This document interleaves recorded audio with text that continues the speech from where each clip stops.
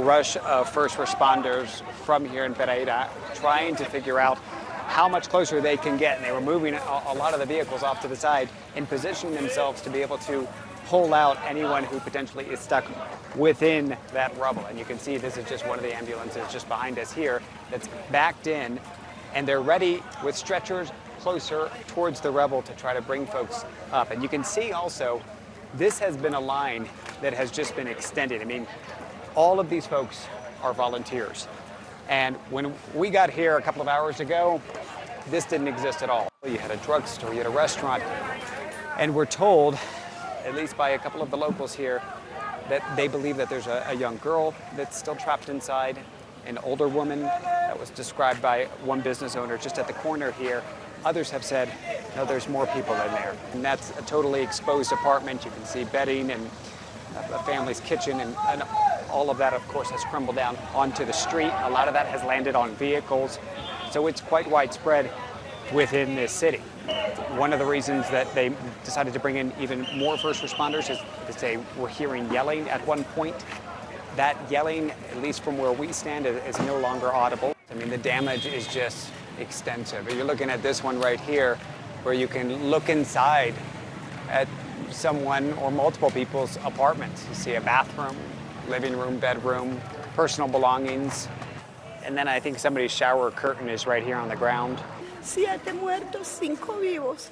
Y todavía hay vivos ahí. De aquí. Acá todavía hay. She says as of last night, they had pulled out 7 bodies y 7 muertos. Sí, y 5 vivos. And 5 survivors from this collapse right here. ¿Y qué era un apartamento? Ahí había un hotel, había bares y había fábricas pequeñas. This was a hotel, and there were small little factories and bares también, and little bars too. Oh, tanto desastre, no hay maquinaria suficientes. She says, given how much of a disaster this is, there are not sufficient enough machinery that they have. And I said, this is known as the city without doors. And she smiled and laughed because it's known for being such a friendly and open community.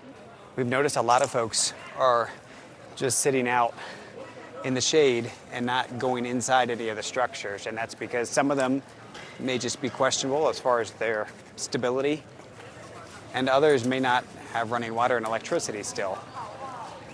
And so they really have nowhere else to go in some cases. Look down here, I mean, just street after street of destruction. Acá no, pa. Ya es tensión la de ustedes, paisano, estar aquí en esta, Thanking for the attention on necesitamos acá una excavadora, pa, que nos colaboren aquí con una excavadora o una máquina para mover esa. He's asking, they need the machinery to be able to move this. They just don't have sufficient equipment to do it. It's rare that you walk into a disaster zone like that and just, like, they're trying to welcome you to their space, and yet they're also expressing their frustration and the need to have more resources, heavy-duty equipment to move this stuff. And you can see here some personal belongings of folks that just end up in the street. Oh, this is a little child's hat and some shoes. I mean, it is street after street in the center of this city. A city, mind you, that's roughly 500,000 in population. So that's for folks in the U.S. like Minneapolis or Raleigh, North Carolina. So it's sizable, and the impact is significant.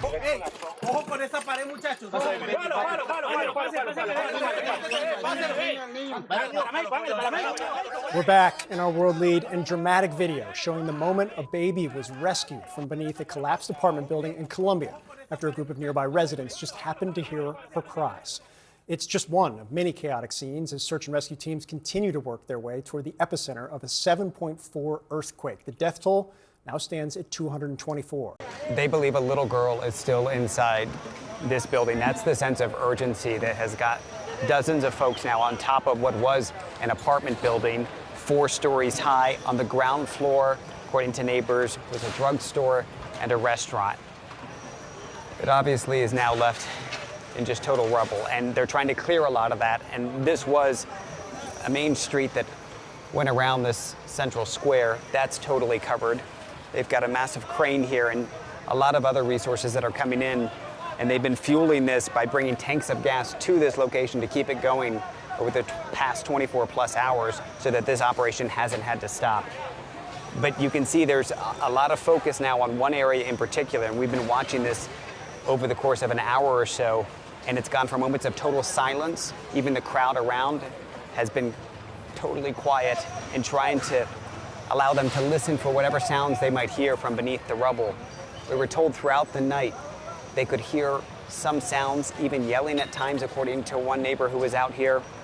That has stopped, and yet it hasn't slowed down their focus on this building. I mean, this is a city, Pereira, that is one of the, if not the hardest hit from this earthquake. And when we drove in from Bogota, it took us about 8 hours because flights were canceled out of Bogota. And you go through a very mountainous, windy path to get here, and passing us at high speeds were several first responders and resources that were trying to get as possible to bring aid and to assist in what is a massive effort here. I mean, this is one area of this city. You go block after block after block, and you will see similar scenes of destruction and similar efforts of search and rescue, where they will go from one location to another with teams, canine units, to try to figure out what they can do in that moment to potentially save lives.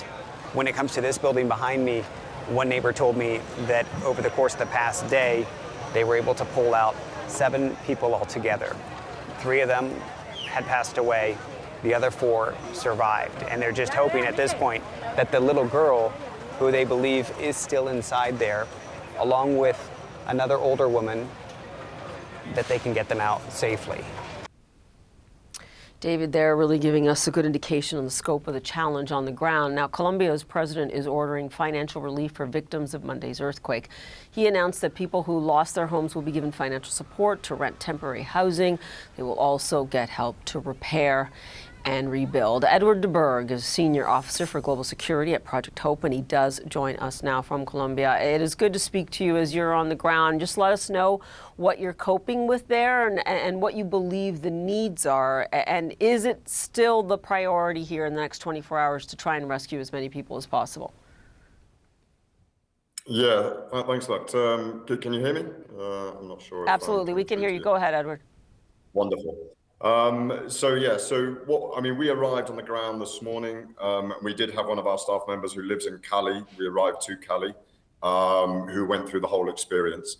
And immediately after that started what we call the rapid needs assessment, where she went out and looked at the state of the clinics and the hospitals, which is our main focus in emergencies such as this.